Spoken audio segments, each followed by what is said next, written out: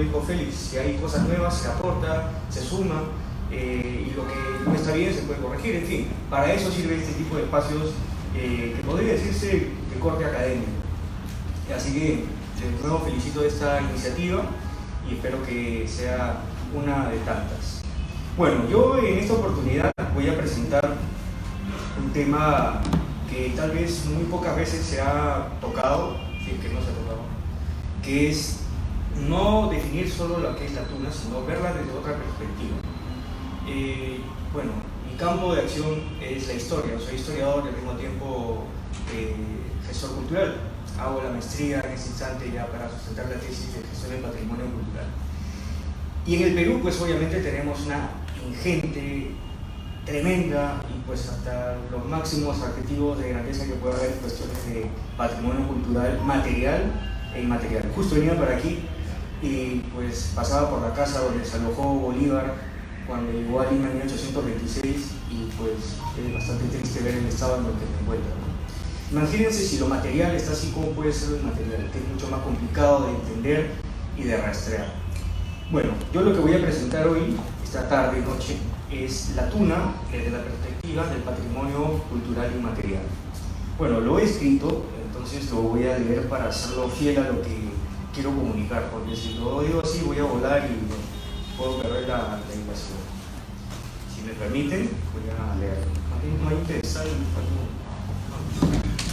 un soporte para el micro. Un soporte para el micro. Pues se manda al novato que se arrodille y se lo agarre. Hablaba del micro, claro. Qué poca iniciativa tienen los pardillos de acá, ¿eh? Debía haber un pardillo ahí. No, yo he sido su pardillo de él. Bueno, pero ya sabes que el Roa manda.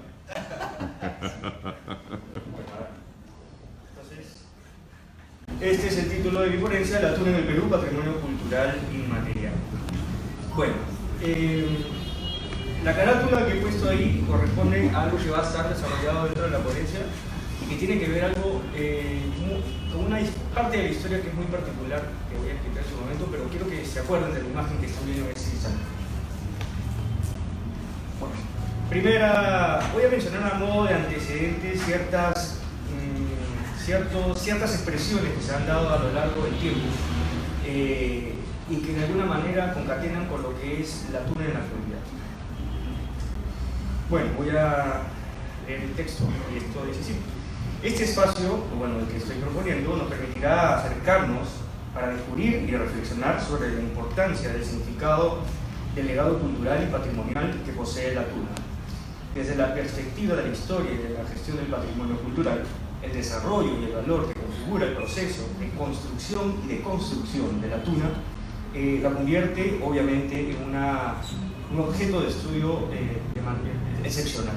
Entre otras cosas, es importante recordar que el proceso de transferencia cultural, y eso nunca hay que olvidar, que nosotros absorbemos, tenemos esto lo que es la transferencia cultural de Europa, América, permitió el acceso de diferentes instituciones, entre ellas la universidad.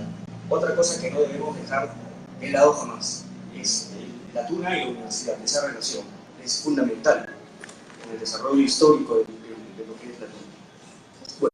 Bueno, permitió obviamente esa transferencia cultural, la construcción de instituciones, la universidad, en este caso la más antigua, San Marcos, luego siguió la de Huamanga, San Antonio de Abad,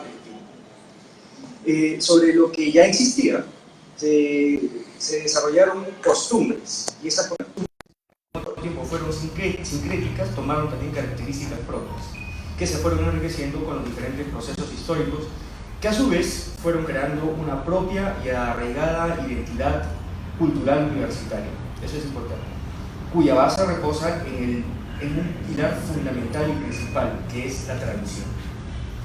En su momento definiré bajo qué criterio debemos entender lo que es tradición.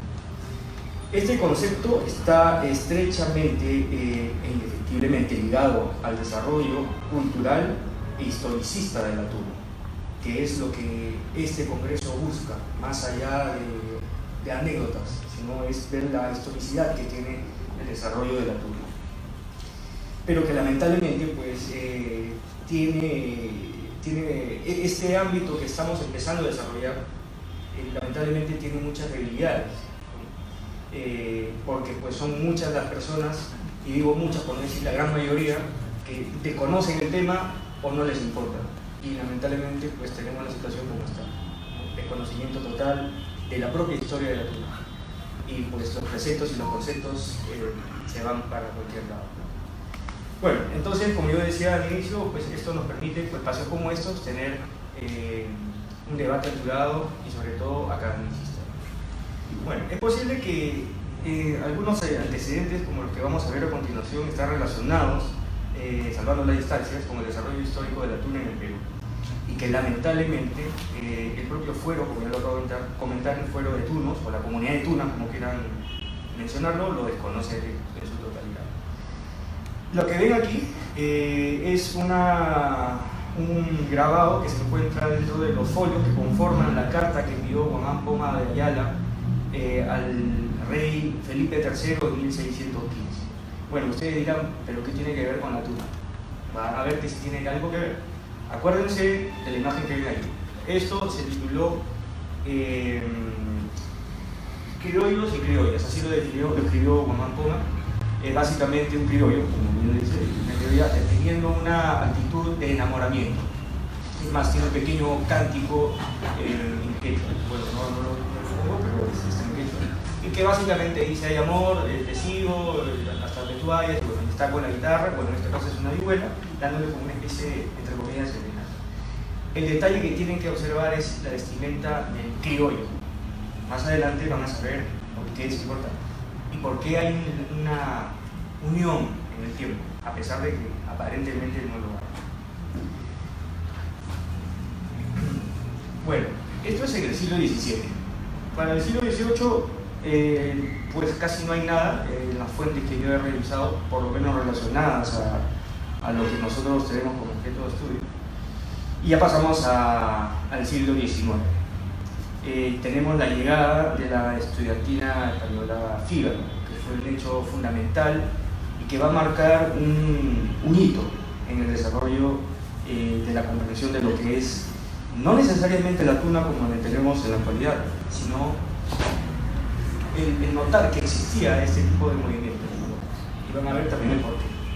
Bueno, para la sociedad decimonónica, bueno, limeña en este caso, febrero pues simbolizaba la época del carnaval, ¿no? Obviamente, y eso era importante, al igual que sucedía en España.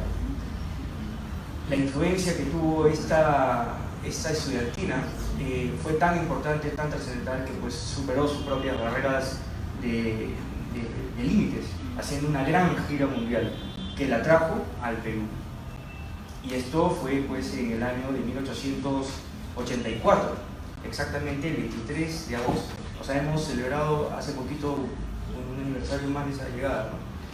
Y fue en el contexto más duro que ha tenido, o bueno, en la República del siglo XIX, el contexto más duro fue justo pues en la época de la posguerra. Perú, Lima, se encontraba totalmente devastada. Hasta poquito, un año antes, era parte de Chile, había sido tomada por Chile. Entonces, el contexto social era bastante crítico. Pero bueno, es así como en ese espacio, en ese tiempo, llega la estudiantina Fígaro, la cual llegó a Lima el 23 de agosto de 1884 y sin mucho preámbulo se presentó al día siguiente en el Palacio de la Exposición. En esa ocasión estuvo conformada por 4 guitarras, un violonchelo, 7 bandurrias y un violín. Esto lo certifica Jorge Basadre en su gran obra Historia de la República. Bueno, el recorrido musical nos llevó a interpretar todo género musical, desde el Ave María hasta óperas, pasodobles, pasando por diferentes autores como Rossini, Verdi, etcétera, etcétera. La actuación de esta estudiantina gustó pues, demasiado, al punto que repercutió bastante en la prensa.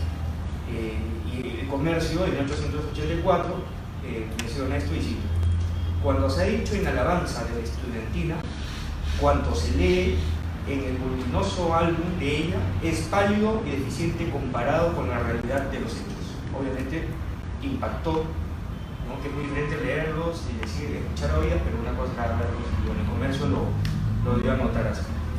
Posteriormente la Fígaro se presentó en todos los locales de Lima y Callao, y uno de estos fue el ya desaparecido Casino Español de Lima, que estaba ubicado en ese momento en lo que era la calle de Escribanos frente a la Plaza de Armas. Bueno, a modo de homenaje se compuso, esto fue en el primer viaje, ya para el segundo, a modo de homenaje en 1885, se compuso una melodía especial, tal y como lo vemos en esta carátula de la partitura, en esta cita ahí abajo, que era Recuerdos de la Estudiantina Fígaro, transcripción a 4 manos, de Francisco de Paula, Francia, editado en Milán. Esto tiene algo en particular, porque como ven ahí, si lo pueden, como ven aquí, dice a los socios, señores socios del Casino de Lima. Bueno, ese es un documento que es fundamental, importante. ¿Por qué es importante? Porque trasciende. Ahí viene el hecho. No es solamente porque pasó, sino porque un hecho es importante cuando trasciende. Y esto sí trascendió, y bastante. Vamos a ver por qué. Bueno, justo también en este mismo contexto temporal sucede algo, o hace su aparición un personaje fundamental, quien, bueno, muchos conocemos. Fue Abelardo Gamarra, a quien llamaban obviamente. Él se autodenominaba el tunante. ¿Por qué? Porque tenía ya, obviamente, tunante tenía ya la sección que más o menos conocemos hoy. En ese momento tenía un poquito menos, pero era más o menos la esencia, ¿no? Era una persona pícara, mente aguda, etcétera, etcétera. Bueno, él con esas características que tenía, pues se autodenominaba el tunante. Es más, José Carlos Mariátegui, en su famosa obra Los 7 ensayos de la interpretación de la realidad peruana, hace una alusión y una comparación. Ricardo Palma y Abelardo Gamarra. Y sí, Ricardo Palma es un criollo de Lima, el tunante, Abelardo Gamarra, es un criollo de la sierra. La raíz india está viva en su arte jaranero. ¿Por qué menciono al tunante? Primero, porque no existe por lo menos un personaje de trascendencia popular, académica, que tenga o se haya autodenominado, que haya denominado de esta manera. Se podría hasta decir que es el primer peruano que busca que sea reconocido como tal. Bueno, y es así, ¿no? Él mismo, pues, en todas las obras que publicaba, hacía notar su predilección por este mote, este apodo que el mismo se había puesto. Además, si ustedes ven en la lista de obras que él escribió, hay varias en alusión al tunante. Estas obras, por si tienen curiosidad, se encuentran en la Biblioteca Nacional y las pueden consultar. Son pequeñas sátiras y cortes de teatro.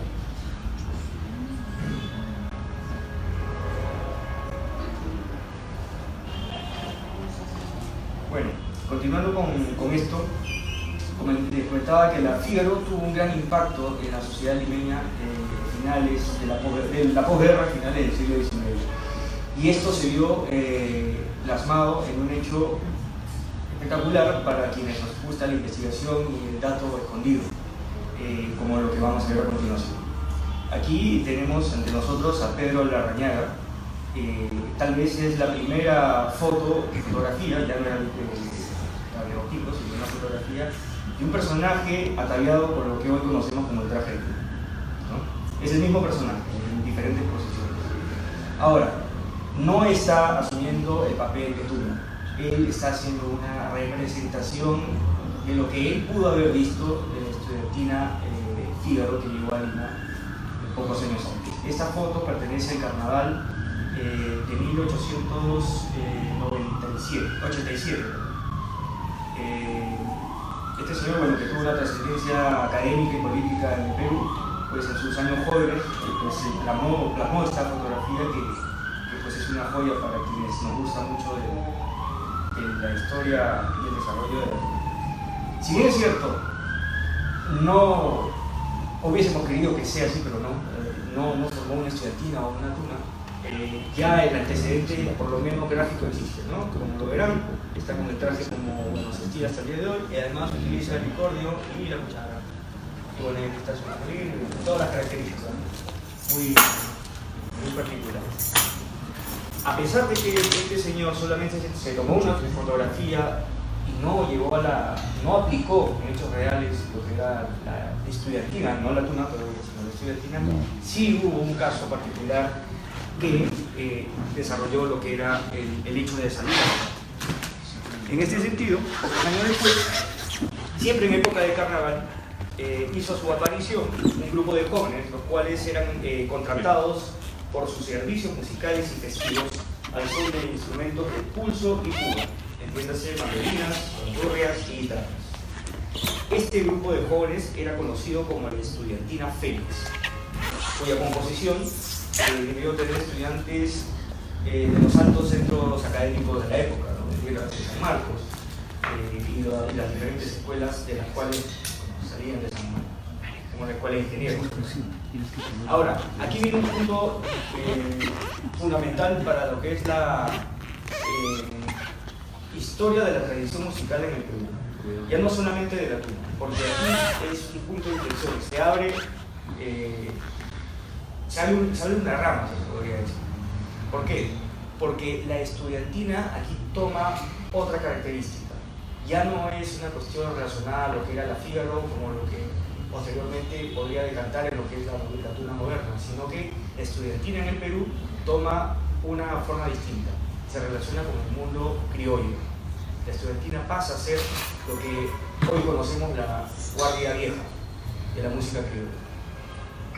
Eso en el caso de limeño, porque en el caso del interior del país asumen características de folclore regional, que hasta el día de hoy existe, ¿no? Por ejemplo, si vamos a Puno, pues está lleno de estudiantinos, pero no con la idea que nosotros teníamos en un primer momento de representar a un grupo de estudiantes, ¿no? Como bien dirían, ¿no? Bueno, la estudiantina Félix, que salió a tocar por las calles, también pues, tuvo contacto con la famosa palizada, como ya comentaba, de la Guardia Vieja.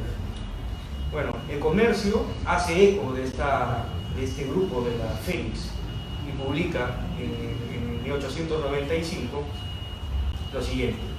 Dice, y cito: por invitación de familias oportunamente recibidas y que solamente en el trayecto a las casas invitadas ejecutaban una marcha y no recorrían las calles. O sea, prácticamente solamente iban contratados, no es que iban de lugar a lugar, de comparsa, solo iban por una especie de contrato que pues, llegaba a un término, ¿no? Y la Félix pues participaba de eso.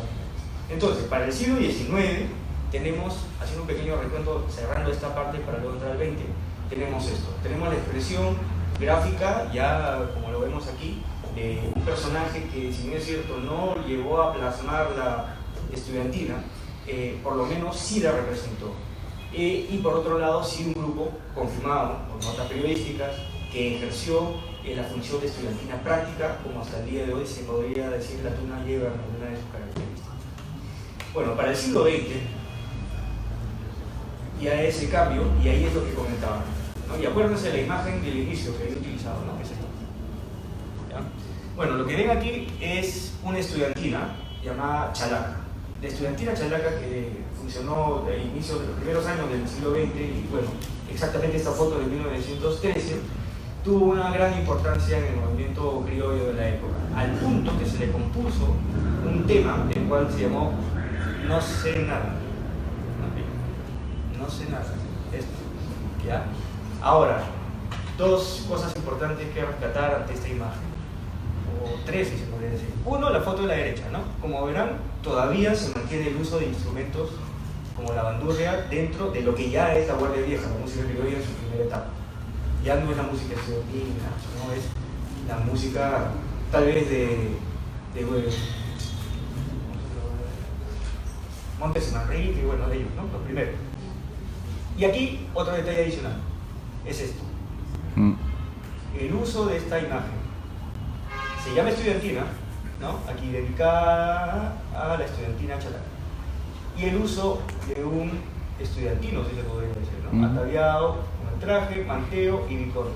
a la usanza de la estudiantina Fígaro que llegó aquí a Lima y cómo se vistió Larrañaga, como ya hemos visto. Entonces es fundamental entender que sí hubo una trascendencia o un impacto fuerte de la Fígaro, por lo menos en estos años posteriores a su visita. Bueno, lamentablemente el hecho desaparece. Bueno, aquí hay más manifestaciones de estudiantinas. Esto es en el famoso Paseo a Mancaes. Bueno, ya lamentablemente se ha perdido, pero muchos personajes acudían a esta cita y obviamente los músicos. Y la gran mayoría eran agrupaciones de estudiantinas, como vemos aquí, ¿no? Estudiantinas tal cual. Es más, hasta Pulso y Púa toca hasta el día de hoy así. Y aquí hay otro pequeño grupo, con sus bandurrias, guitarras, y bueno, siempre en medio del jolgorio de la población. Bueno, lamentablemente, esto queda ahí. Ya no hay más manifestación hasta 1962, ¿ya? En que llega la Tuna Universitaria de Madrid, como ellos se denominaron, o autodenominaron. Para esto quiero hacer un paréntesis, porque también en esa época en Tarma, y bueno, esto debes saber, aparece la estudiantina de San Vicente, el Colegio de San Vicente. El sacerdote encargado, ¿no?, propuso, y bueno, se promovió, se vinculó mucho al tema de la tradición de Tuna, se formó una estudiantina, pero bueno, fue un impacto más que nada regional. Sí, va a tener su desarrollo, pero queda por lo menos en esos años ahí. Pero en Lima, pues llegó esto, llegó la Tuna Universitaria de Madrid, y llegó ataviado como lo que la Tuna es hasta el día de hoy. Y ahí viene algo que hay que notar, que es algo muy muy extraño. Bueno, habría que preguntarle por qué a los que formaron la Tuna, por lo menos en los 70, en el 79, por ahí, ¿por qué no se vistieron así, ¿no? Y se vistieron de otra manera? Habría que preguntarles a los muchachos de la vieja, a ver qué dicen. Bueno, llegan, como ven, tal cual, cintas, bueno, parches todavía no creo, porque eso creo que se puso de nuevo posteriormente, ¿sí? Pero bueno, tal, ¿no? Los pines, la beca, bueno, ya tal como se visten hasta el día de hoy. Bueno, esta Tuna llegó en 1962, estuvo conformada por 10 estudiantes. Bueno, no sé, la prensa no consigna el dato exacto de su procedencia, solo dice que son de Madrid. Y bueno, que generaron mucha expectativa por su arte y picardía, ¿no?, que los trajo acá a Lima. Es más, no sé si se menciona ahí, bueno, llegó la Tuna en otro recorte, bueno, la Tuna canta, bueno, y ponen: las jaranas de la Tuna son algo inolvidable. Me parece, pues, estos muchachos habían hecho locura. Y bueno, fue plasmado ahí. Y bueno, si ustedes lo leen, ya en algún momento, si desean, les puedo pasar estas imágenes, están las famosas coplas que hasta el día de hoy la Tuna dice. O sea, por eso es extraño, porque la Tuna, cuando ya se forma acá en el Perú, no hace lo mismo, sino se quiebra. Bueno, eso ya lo vamos a ver ahora. Bueno, entonces, las jaranas de la Tuna son algo inolvidable. Bueno, como menciono, las vestimentas son iguales, y aquí viene lo que estaba mencionando. ¿Por qué cuando la Tuna, en este caso la primera Tuna en el Perú, que es la de San Cristóbal de Huamanga, que se crea al año siguiente, no utiliza este modelo de traje, sino utiliza lo que les comenté al inicio, el traje que dibujó Guamán Mayala, ¿no? ¿Se acuerdan cómo era, no? Eso. Bueno, aquí están en Girón de la Unión, seguramente parchando. ¿Qué estarían haciendo? ¿O están saltando ahí? Parece un pasacalle. Sí, es un pasacalle. Una foto bastante curiosa. Sí. Bueno, y aquí está. Este es el primer recorte que anuncia la presencia de la Tuna de San Cristóbal de Huamanga en Lima, ¿ya? Y como verán, el traje es, pues, una reconstrucción de lo que vimos en el traje, en la imagen de Guamán Mayala. Bueno, esto no solamente queda ahí. Bueno, yo tuve la oportunidad de conversar con las personas que fundaron la Tuna, con las primeras generaciones de esta Tuna, y sí, me confirmaron eso, ¿no? De que ellos buscaron un modelo que más o menos se parezca a algo antiguo, y lo único que tuvieron fue la imagen que Guamán Poma había dibujado en ese grabado de criollos y criollas, y lo representaron de esa manera. El color es entre azul claro, azul oscuro, y la capa, si mal no recuerdo, tiene el fondo de la tela amarillo, ¿no? Con medias negras o azules, y usaban bolera, y bueno, lamentablemente en la foto aquí no se ve mucho, pero bueno, entonces ahí viene la gran pregunta, ¿qué pasó? ¿Por qué ese quiebre? O sea, si bien es cierto, asumen el nombre, no creo que las características propias de la tuna española, pero asumen el nombre y intentan tener eso, ¿por qué no copiaron de manera idéntica la forma? O sea, es que la transferencia cultural fue incompleta, hubo una reinterpretación de los hechos, bueno, tal vez en esa etapa temprana, pero al final decantó en lo que es hoy, ¿no? Que trata de dar mayor similitud o de homogenizar lo que es la tuna ya a nivel ecuménico. Bueno, sobre la tuna y sobre todo la vida del estudiante ya pues se ha hecho mucho, ¿no? Los escritores a lo largo del tiempo, sobre todo en el siglo XIX, hicieron gran uso de esta figura. En muchas novelas, en obras teatrales, como es posible apreciar en El Bachiller de Salamanca, el Felipe Blas, Marcos Obregón y La vida de Gran Tacaño, Mateo Alemán, en su Guzmán de Alfareche, de 1739, en la que se define la tuna, que dice se llama también la vida holgazana, libre y vagamunda, ¿no? La vida vaga. Bueno, eso es de manera, podríamos decir, enciclopédica, está en el papel, pero en la práctica es mucho más allá que eso. Bueno, cuando yo decía sentimentalista o subjetiva, pues podemos encontrar definiciones infinitas. Yo voy a citar una que me pareció algo interesante, que se encuentra en el prólogo del libro La Tuna Pasa, que sacó la Tuna Universitaria de Barcelona, y lo escribió Amilius. ¿Ya? Bueno, cito su definición de lo que es la tuna, y a ver si alguien por ahí coincide con lo mismo. La tuna es una escuela para quienes tienen la sensibilidad adecuada y el corazón abierto a la música, el amor, la amistad, la curiosidad por todo. Los que en ella se gradúan suelen salir licenciados en risas, generosidad, tolerancia y amor a la universidad y a la música. La tuna ayuda a los tímidos y modera a los soberbios, porque les enseña a estos últimos que hay algo más importante que ellos, el menester de tunería. Bueno, interesante, muy sentido, muy bonito, pero hay que tener mucho más, o sea, sí, está bien, es bonito eso, ¿no? Pero hay que tener mucho más que eso, hay que tener solidez para poder decir esto. O sea, en un recital está bien, pero cuando conversamos sobre qué es la tuna, dónde va, cuál es el sustento académico, y eso es lo que nosotros, en mi caso como historiador, yo tengo una responsabilidad y es la que trato de transmitir. Bueno, yo defino en este caso, y ahí es un poco pesado, y disculpen lo denso que pueda hacer la jerga histórica, pero bueno, es parte de mi trabajo, así tiene que ser. Los abogados hablan de ley y yo hablo de historia. Bueno, yo defino así, ¿no? La tuna en función a lo que puedo entender y también desde el punto de vista de la gestión pública. Bueno, la tuna en su carácter historicista, diacrónico y sincrónico, citando a Hegel, por si no se acuerdan, es un ente vivo, ¿ya? Se mantiene totalmente vivo, que posee una gran riqueza cuyo valor patrimonial de uso, de forma y simbólico comunicativo, como dijera Joseph Ballard, la convierte en una clara y contundente expresión cultural que representa los viejos usos y costumbres de la vida universitaria estudiantil y que encuentra en nosotros, en cada uno de nosotros, un elemento fundamental, hacer parte de un proceso histórico que nos convierte en agentes conductores directos, es decir, nos hace parte vital de un proceso que se mantiene activo por su constante práctica, cuyo significado histórico y cultural determinamos según nuestra experiencia subjetiva, fomentando así su valor patrimonial. Y esto es importante, si bien es cierto, es subjetivo, pero no hay que quitarle ese subjetivo lo poco objetivo que pueda haber. Y ahí viene el tema, pues, ¿no? Pero bueno, al punto, a la materia, ¿no? Te quedan 10. Bueno, voy a acelerar. Es una cosa. Bueno, cuando yo digo que ¿por qué la tuna tiene que ser patrimonio inmaterial? Bueno, hay un caso en el Perú.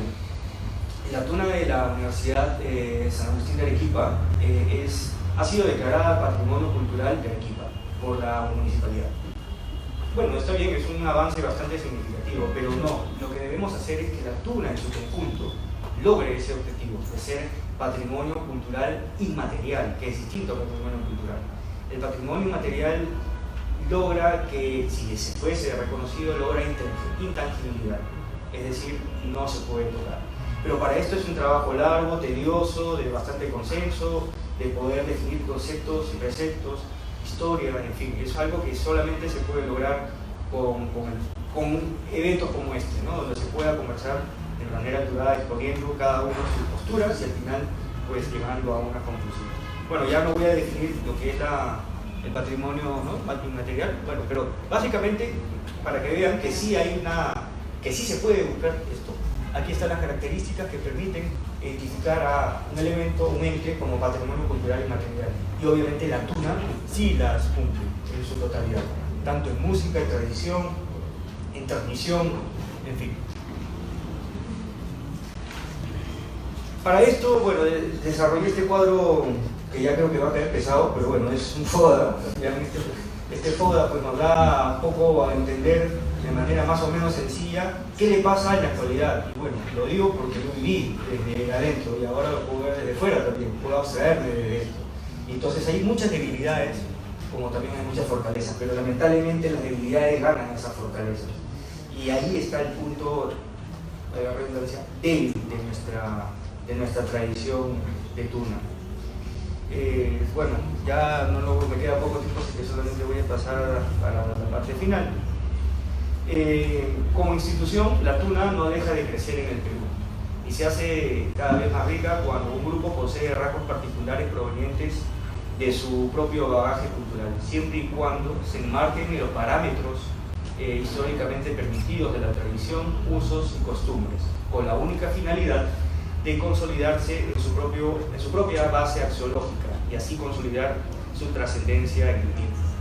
En conclusión, y a la luz de la historia, la tuna, como tradición y expresión cultural que recoge los usos y costumbres de la vida universitaria, merece y debe ser reconocida oficialmente en su conjunto, más allá de la buena voluntad de nuestros amigos de la San Agustín de Arequipa, como patrimonio cultural inmaterial, en este caso por nuestro Ministerio de Cultura, de la Dirección de Patrimonio Inmaterial, pues reúne todas estas características que ya hemos visto y que son necesarias, que